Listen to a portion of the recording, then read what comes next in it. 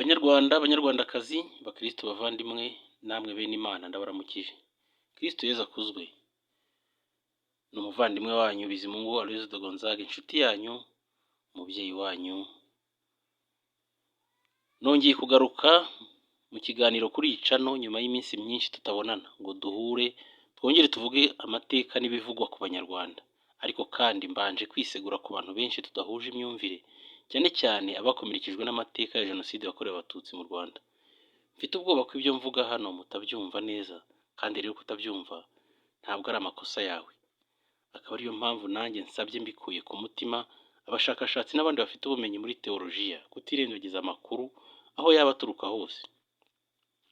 Birakwiye ko abanyarwanda basobanukirwa ku nkurikizi y'umuhigo umwami Mutara wa gatatu Charles Léon Pierre Rudahigwa yakoreye igihugu cye, u Rwanda n'abanyarwanda ayoboraga mu myaka yashize.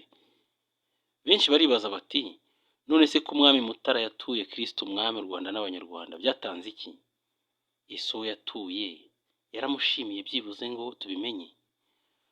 None se kuki Kristo umwami n'umubyeyi we Bikira Mariya batadutabaye mu ntambara zose u Rwanda n'abanyarwanda bahuye nazo?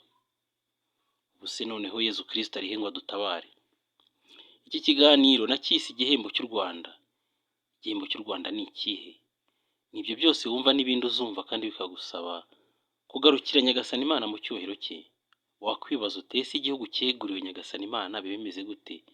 Bibiliya yo ibivugaho iki? Umuco w'abanyarwanda wo ubivugaho iki? Turareba mu gitabo cy'Abalevi, umutwe wa 27 kuva ku murongo wa 28 kugera ku murongo wa 29. Haranditswe ngo byongeye ikintu tunzi iwawe, yaba umuntu, itungo cyangwa umurima, iyo ukeguriye uhoraho burundu, ntuba ugishoboye kukigurisha cyangwa kukigombora. Bene icyo kiba ari ikintu gitagatifu cy'uhoraho. Umuntu nawe iyo yeguriye uhoraho burundu ntashobora kugombozwa, ahubwo aricwa. Igihembo cy'u Rwanda n'abanyarwanda ni ikihe? Ni umugisha Nyagasani Imana yahaye abanyarwanda twese. Nyagasani Imana iyo atanze umugisha akunda gusubira mu magambo yavuze mu ntangiriro ngo mubyare, mugwire, mwororoke, mukwire isi yose muyitegeke. Biri mu gitabo cy'intangiriro umutwe wa 1 ku murongo wa 28. Niba rero umwami Mutara Rudahigwa yaratuye u Rwanda n'abanyarwanda bigakorwa mu buryo bwa cyami imbere y'imbaga y'abanyarwanda n'abanyamahanga, turabitekerezaho mu rwego ruciriritse nk'abaturage basanzwe. Ariko ibisubizo nyabyo tubitegereje ku nzego zibishinzwe. Aha yenda ndatanga urugero kuri minisiteri ifite umuco mu nshingano. Mu minsi iri imbere ababishinzwe nibabitwemerera tuzatangaza ibyo ubushakashatsi bwagezeho. Nyagasani Imana azabidufashemo. Nanjye kandi mfite inyota yo kubona ukuri muri iyi nzira y'ubumenyi bumurikira abahanga. Amasezerano akora imbere y'Imana Nyagasani ntabwo hazamo imyumvire ya muntu. Ngo muri siyanse twize ko ibintu bigenda gutya na gutya, ngo abahanga benshi bemeje ibi n'ibi. Reka rero nanjye nk'umushishozi mu mihango iba yakorewe mu ruhame ngira icyo mvuga. Bibiliya iravuga ngo icy'ijisho ritabonye, icyo ugutwi kutumvise, kandi ntikizamuke mu mutima wa muntu, nicyo Nyagasani Imana yateguriye abayikunda. Buri mu gitabo cya mbere cy'Abakorinto umutwe wa 2 ku murongo wa 9. Dusuremo muri ya magambo ngo mubyare, mugwire, mwororoke, mukwire isi yose muyitegeke. Iyo umuntu abyumva mu matwi ye adasobanukiwe neza, akeka ko uyu mugisha byoroshye kubishyira mu bikorwa. Ariko ndakurahiye nibyunzwe n'amarira. Uzahangayika n'urubyaro rwawe ruhangayiki, kuko Nyagasani Imana yakwaturiyeho umurimo utoroshye ugusaba gukwirakwira ku isi hose. Nta matike cyangwa amabisi bazaguha, ahubwo Imana yo ifite uko izabikora igukoreshejeho umwana w'umuntu. Uzagenda wirukanka cyane kandi ntawe uzagukumira. Umugisha ukomeye cyane ujyanye n'igihembo cy'u Rwanda ni uko Imana yemeye kuba umuturage w'u Rwanda, agatura mu gihugu cy'u Rwanda. Nta wamenya rero ikizakurikiraho. Ashobora kuba yaritegereje ubujiji n'uburangare byacu agahitamo kuza kutuyobora muri iyo nzira, kuko ntabwo abanyarwanda benshi tujijukiwe no guturana n'abami. Abanyarwanda bo babivuga neza ngo umwami wamutura ntimwaturanye. Erega birahambaye bana b'Imana. Iyo bavuze igihembo kijyanye no gutatanira mu isi, mukwire ku isi hose, iyobera ryo gutatana no gukwira imishwaro. Ibi nanone bijyanye no gutotezwa muri urwo rugendo, ni iyobera ry'ibitotezo. Ibi kandi ntibyashoboka hatagaragayemo uruhare rw'umwanzi Sekibi wivanga muri gahunda nk'izi. Sekibi ntiyifuza ko Nyagasani Imana hari icyiza yakorera umuntu. Noneho Munyarwanda, gutotezwa harimo amasomo menshi, harimo gutinyuka isi n'ibiriho byose, gukundwa no kwangwa, kwicwa no kwica, gusonza no guhaga, kwiheba no guhoza abababaye, gutabara abashikamiye no gutabarwa, n'ibindi byinshi. Ese bana b'Abanyarwanda, mwiteguye kwakira umubabaro ngo muzigamire urubyaro rwanyu umugisha n'amahoro? Cyangwa tuzaguma muri ibyo byose dukeka ko bizatuzanira amahoro n'ituze? Umubyeyi wacu Imana Data usumba byose wo mu ijuru niwe uzazanira amahoro amahanga yose y'isi. Rwanda nkugire nti, ukwiye guhindukirira Imana yawe, kuko nta wundi uzagutabara keretse Nyagasani Imana wenyine. Ujye wibuka ko mufitanye amasezerano yo gutabarana kuva mu ntangiriro z'ibihe byawe. Uzatabara ijuru kandi naryo rizagutabara. Ujye wibuka ko kutamwiyambaza mu magorwa nabyo bigira ingaruka itari nziza ku gihugu n'abagituye bose. Abo mbwira ni Abanyarwanda, bene Kanyarwanda. Ijuru rifite impamvu ryahisemo Abanyarwanda. Mu gitabo cya Zaburi, umutwe wa 33, ku murongo wa 16 kugera ku murongo wa 18, haranditswe ngo nta mwami ukizwa nuko afite ingabo nyinshi, nta n'intwari irengerwa nuko ifite imbaraga. Kwiringira ifarasi y'urugamba ni ukwibeshya cyane. Imbaraga zayo sizo zitabara, ahubwo n'uhoraho uragira abamwubaha, akita ku biringira impuhwe ze. Biri mu gitabo cya Zaburi, umutwe wa 33, ku murongo wa 16 kugera ku murongo wa 18. Ese Munyarwanda, nanjye nkwibarize, urinde kugira ngo nyina w'umutegetsi agusura kugenderere kuva mu myaka y'1981 kugera uyu munsi, nyamara ugasanga ntawe bihangayikishije ngo agire icyo yibaza ngo biraterwa n'iki?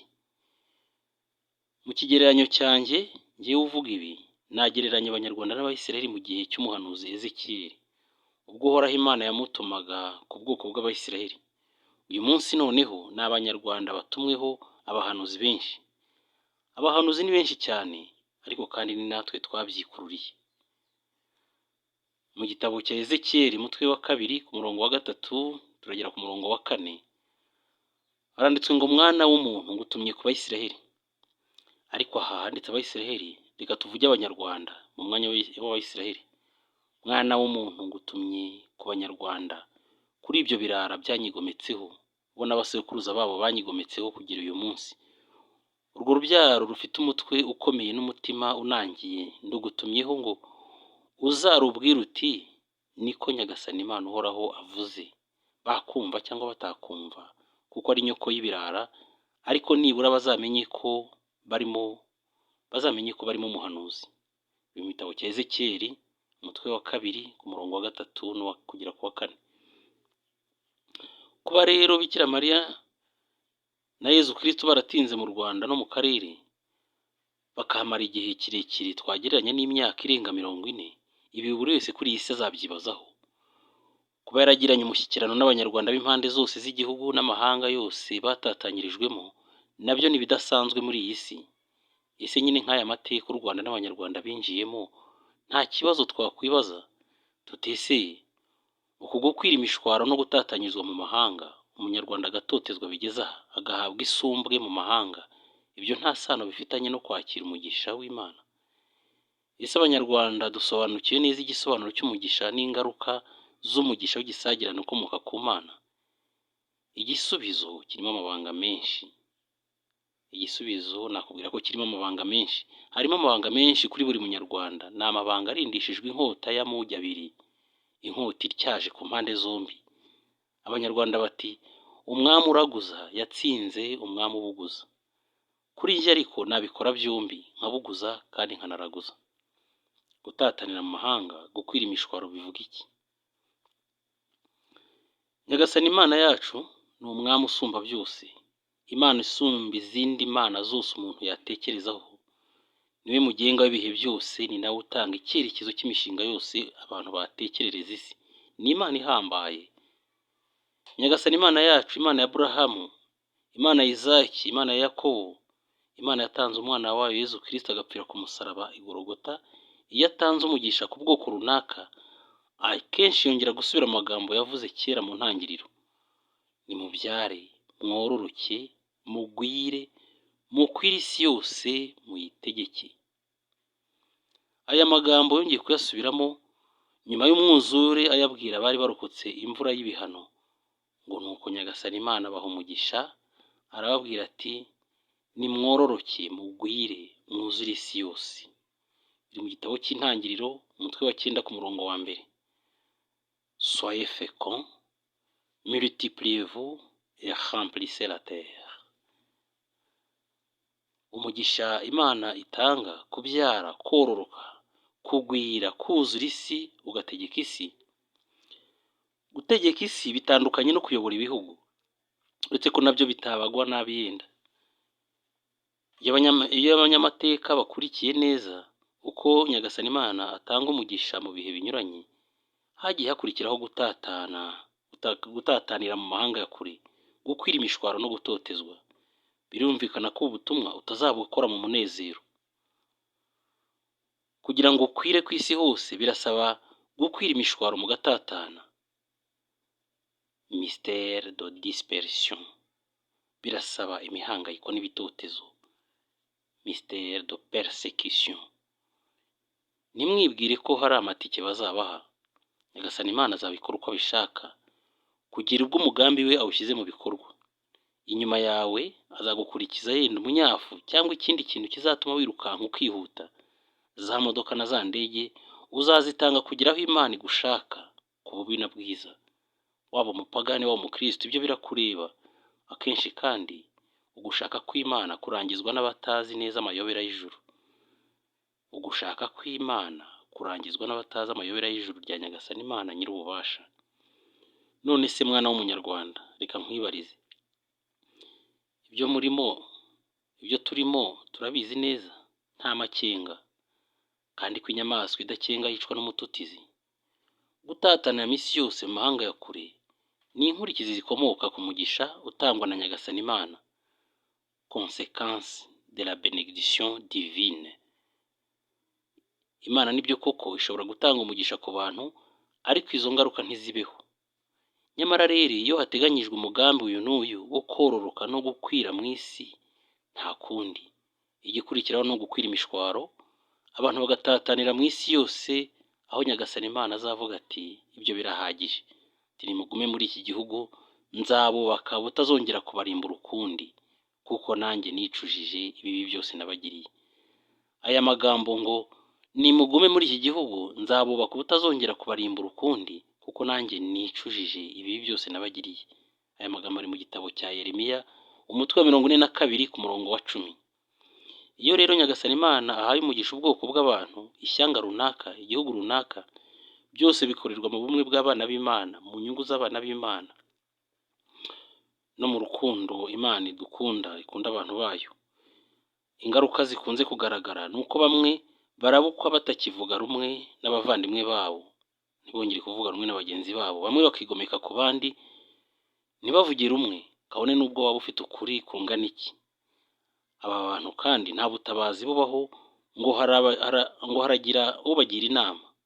Ukuri ni uko Imana yonyine gusa. Mu gitabo cy'Intangiriro, umutwe wa 11 ku murongo wa 7, ni cya gihe abaturage bo mu mujyi w'i Babeli bubakaga umunara kugira ngo badatatanira mu isi. Nyagasani Imana aravuga ati: dore bose hamwe baremye umuryango umwe, bafite imvugo imwe. Ubwo batangiye gukora biriya, nta wundi mugambi uzabananira. Reka tumanuke maze ururimi rwabo turusobanye, hatazagira uwongera kumva icyo undi avuga. Nuko Uhoraho abakuraho, abanyanyagiza ku isi hose. Iyo umuntu akoze ubusesenguzi kuri ibi byo kutavuga rumwe no kubanyanyagiza ku isi hose, ntabwo ari igihano kuri bose, ni igihano koko, ni igihano ku ndangare, ariko bikaba n'umugisha ku batoni bayo, kuko Nyagasani Imana atanga amahitamo ku bantu. Umugisha w'Imana uzoherekejwe n'umuvumo ndetse n'akaga gakomeye, benshi mu ndangare bakihitiramo umuvumo, kuko nk'uko nabivuze ahabanza, umwanzi Shitani arivanga akazana ibye. Nyagasani Imana rero atugira inama yo guhitamo umugisha, kuko ari bwo bugingo.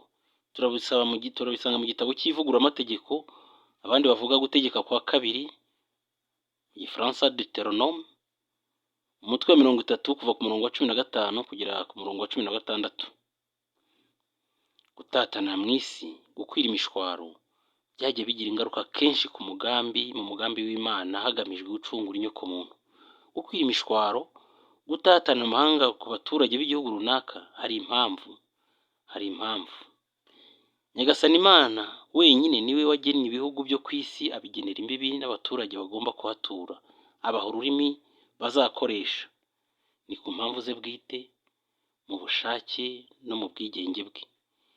Iyo abanyamateka babisobanura, batanga ingero ku gihugu cyahuye n'umuhamagaro uhuye no gushaka kw'Imana. Iyo abaturage b'igihugu kiri mu muhamagaro wo gukorera uhoraho Imana Nyagasani, bikagaragara ko badashobotse, barangaye, badatunganye, Imana nayo irabashwiragiza, bagatatana mu isi kugeza ubwo bazagarura umutima, bakareka gushinga ijosi ku Mana. Buri kintu mu nzira zacyo, ntabwo Imana ijya yibeshya na rimwe. Gutatanira mu isi harimo umugisha, hatabuzemo umuvumo n'akaga. Uwagiye ishyanga ntagomba kurangarira ibyo asanzeyo ngo yibagirwe isezerano afitanye n'Imana ye. Hari igishuko gikunze gufata abantu bagenze amahanga ya kure, maze bakigana ibyiza by'amahanga bagenze, kandi wenda harimo n'umuvumo. Turabibona mu gitabo cy'abami, igitabo cya kabiri cy'abami, umutwe wa 17 kuva ku murongo wa 7 kugera ku murongo wa 23. Hari ahanditse ngo bibanze ku migenzo y'abanyamahanga uhoraho Imana yari yarirukanye imbere y'Abayisiraheli, no ku migenzo yashyizweho n'abami ba Isiraheli. Abayisiraheli bakoze ibidatunganiye uhoraho Imana yabo, biyubakira amasengero ahirengeye mu migi yabo yose. Birakomeza, ariko turashaka kureba ingaruka z'ibyo bikorwa. Ingaruka z'ibyaha nk'ibyo bituma uhoraho afata umwanzuro wo kubatatanyiriza amahanga ya kure, bagakwira imishwaro, bakajya kuba impunzi, nk'uko yari yarabibateguje mu gitabo cy'ivuguramategeko, gutegeka kwa kabiri, umutwe wa 28 kuva ku murongo wa 64 kugera ku murongo wa 68. Turareba ku murongo wa 65. Uhoraho azagutatanyiriza amahanga yose, uhereye ku mpera y'isi kugera ku yindi, kandi muri ayo mahanga nta mahoro uzagira, ntuzabona n'aho uruhurira ibirenge byawe. Ahubwo uhoraho azaguherayo imitima ibunga, amaso ahondobere n'ubuzima bukendera. Ubugingo bwawe buzahora buregetse, uhora udagadwa ijoro n'amanywa, uhora ushidikanya ko ukiriho. Nibucyo uzajya uganya ngo ese noneho burira ryari, nibugoroba ugira uti noneho buracya ryari. Ibyo bizaba biterwa no gukurwa umutima n'ibyo amaso yawe azagumya kwibonera. Ibi biri mu gitabo cy'ivuguramategeko, umutwe wa 28 ku murongo wa 65, ariko ushatse wanakomeza n'ibindi. Ibyago byo kuba impunzi mu mahanga biratandukanye, harimo no kwangwa n'abaturage musanzeyo, aho umuntu ageze hose agasanga nta mwanya hafite, kuko impunzi nta burenganzira ziba zifite nk'abandi banyagihugu, ahubwo zihora mu magorwa gusa, nk'uko nabivuze mu ivuguramategeko ku mutwe wa 28 murongo wa 25 gukomeza.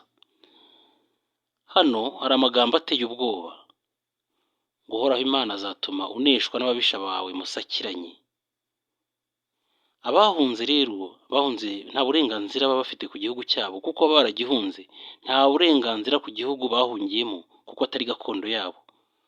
Nk'uko mu isezerano rya kera byafatwaga bakitwa abadiaspora, umuntu utuye kure y'iwabo. Diaspora biva ku ijambo dispersion, bifitanye isano, umuntu utuye kure y'iwabo. Abayisiraheli byarababaje cyane gutura kure y'urusengero rw'Imana yabo, mu bapagani batazi Imana i Babiloni.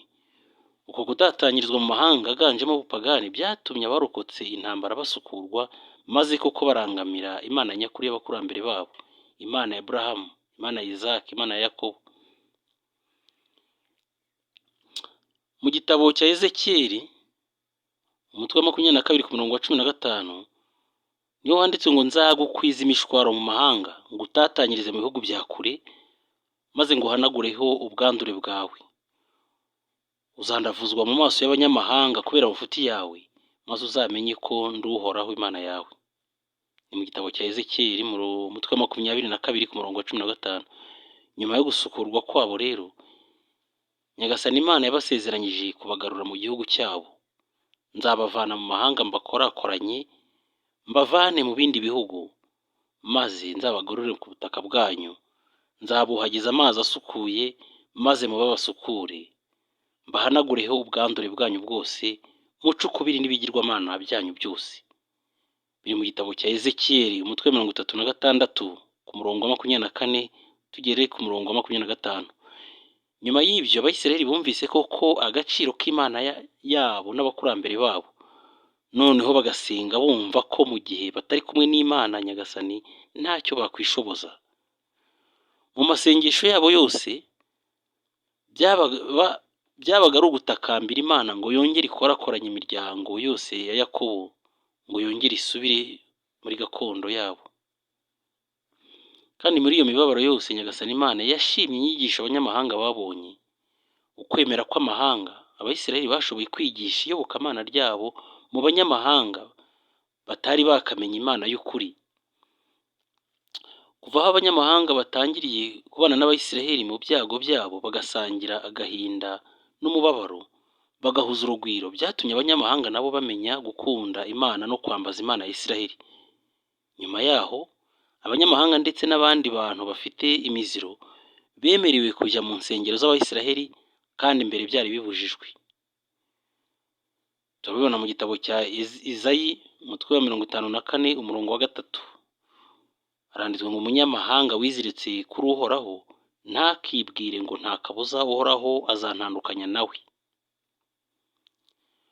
Ubwo Abisirayeli bari bamaze kumenyana n'abanyamahanga, cyane cyane Abagereki bo muri Alexandria, bumvise koko ko bakwiye kumva abapagani kandi bakabababarira. Bagasaba Imana ko yafungura umutima w'abapagani bakumva umuhamagaro w'Abisirayeli bafite mu mahanga atuwe n'abo bapagani. Umuhamagaro w'Abisirayeli ni ukuba urumuri rw'amahanga. Umuhamagaro w'Abanyarwanda rero ni ukuba urumuri rw'amahanga. Ibyo tubyemeranyweho. Naho Abanyamisiri bari bakwiye koko kutagira urumuri, bakabundikirwa n'umwijima, kuko bari baragize imfungwa abana bawe, bagombaga guha isi urumuri rudashira rw'amategeko yawe. Ibyo turabisanga mu gitabo cy'ubuhanga, Livre de la Sagesse, ubuhanga umutwe wa 18 ku murongo wa 4. Ni muri icyo cyerekezo rero gishyashya Abisirayeli bumvise neza ko bagomba kubana n'amahanga, abatuye imahanga bakabasha gushinga mu makiriziya umuryango mutagatifu uhurirwamo n'amoko yose, ko Imana itakiri iy'ubwoko runaka bw'Abisirayeli gusa, ahubwo ko kwemera ari uko abantu bose, nk'uko amahanga yose uko yari akoraniye i Yerusalemu, Imana yagaragaje urukundo rwayo nk'ikimenyetso cyo guhuza amahanga yose y'isi. Ibyo turabisanga mu byakozwe n'intumwa umutwe wa 2 kuva ku murongo wa 5 kugera ku murongo wa 11. Tutagiye kure rero, Abanyarwanda nabo bagomba kwiga kubana n'amahanga yose, kandi bakubaka ubumwe bahereye iwabo, kuko ngo ijya kurisha ihera ku rugo. Gutatana amahanga kubera umugambi w'Imana. Imana ni roho, bityo n'abayisenga bajye basenga by'ukuri bayobowe na roho. Turabisanga mu ivanjiri ya Yohana umutwe wa 4 ku murongo wa 24. Umugambi w'Imana Nyagasani nta cyawuhagarika.